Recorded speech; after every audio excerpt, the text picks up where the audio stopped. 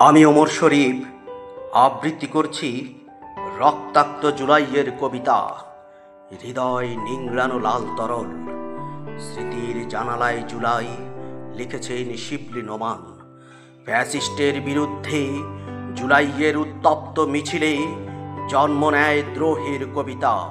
শিরার ভেতরের দগ্ধ আগুন শব্দ হয়ে ফেটে পড়ে গানে। কারার ওই লৌহ কপাট ভেঙে ফেল কররে লোপাট। তারুণ্য আর জনতার ঐক্যতান ঐক্যবদ্ধ সংগ্রামে রক্তের কালিতে লিখে এক অমোঘ অভিধান।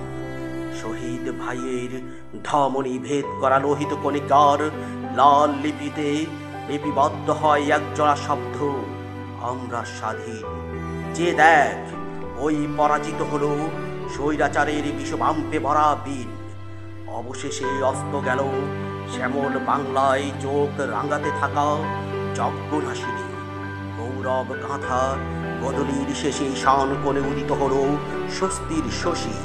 ঈদ আনন্দে মেতেছে যেন তাবৎ বাঙালি মুক্তিকামী। তাদের চোখে দিচ্ছে উকি ভবিষ্যতের বর্ণিল দিনলিপি। নতুন একটি সম্ভাবনাময় দেশের প্রতিশ্রুতি।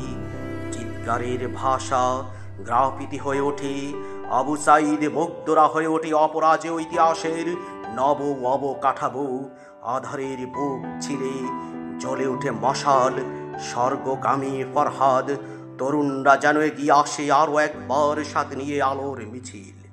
শোষণের জবাব দেয় দেয়াল, প্রাণহীন জড় ইটের আওয়াজ কথা বলে। তারা বলে স্বাধীনতা কোনো অনুকম্পা নয়, তোমার শৃঙ্খল ভেঙে দিতেই এসেছে জুলাই। বিপ্লবের জুলাই এভাবেই দ্রোহ আর দহনের শেষে মুক্তি, মঙ্গল ও সম্ভাবনার প্রতি শব্দ হয়ে ওঠে জুলাই। ৩৬ জুলাই।